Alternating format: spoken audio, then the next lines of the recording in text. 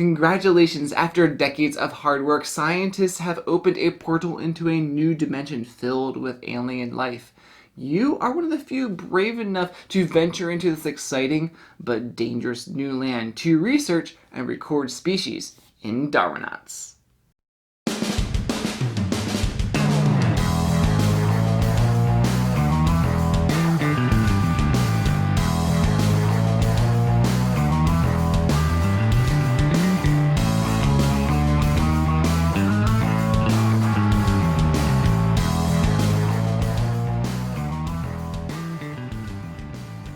Welcome to Tantrum House Studio D. I'm Kevin Elp.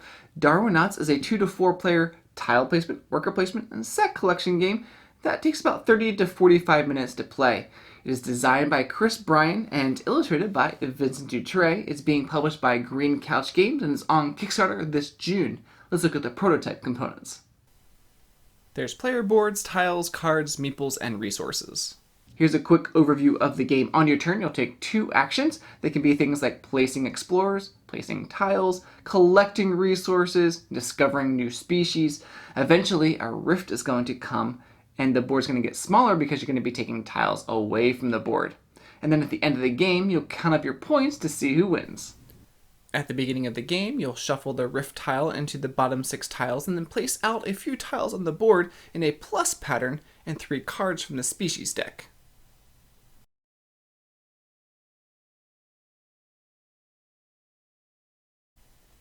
Players receive a player board, explorers, 1 random species, and a couple tiles to start the game. On your turn, you'll take 2 actions of the 5 available, and that could even be the same action twice in a row. You could place an explorer on an unoccupied tile and not connect it to another worker. You could place a tile, it doesn't have to match, but it would help you if it does. If you don't have any tiles, then you can remove all your explorers and draw 2 tiles.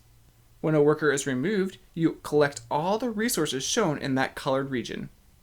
You could discover a species by picking a card and place it in front of your board.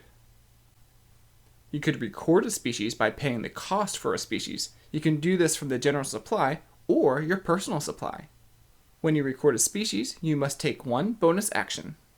You could rotate an unoccupied tile, move an outside unoccupied tile, discover a species, discard the general supply species, then take one of the new ones revealed, or take a resource. The rift will eventually be drawn and the rest of the tiles from the draw pile are removed from the game. Now when that happens, the first thing players do on their turn is discard 3 outside tiles that don't have explorers on them. Once there are no more unoccupied tiles left, then the game is immediately over. Then players will count their points, and whoever has the most points is going to win the game. You'll get points from your species cards, and 5 points for each set of 3 species of the same color, and 5 points for each set of 4 different colors. You'll also earn 1 point for every 2 resources left in your supply. This game is interesting for that tile laying aspect. The board is going to grow and then eventually start shrinking again, like in the game Pompeii, but here your workers are not getting thrown into a volcano. There are just fewer spots for you to get those resources. And you need resources to get the species. They all cost something different, and you're probably looking for certain colors or looking for ones that you can pay with the resources that you have. Now, just because you place a tile or even place a worker on a tile doesn't necessarily make that tile yours, because you're going to be removing that worker throughout the game, and other players could place their workers on it. These tiles will definitely be rotated throughout the game, especially if there is a huge region that might give another player a bunch of resources. Trying to get your explorers in the right spots to get yourself a lot of resources and trying to make sure other players are not getting as much resources is at the heart of this game. The more species, the more points you're going to get in the game.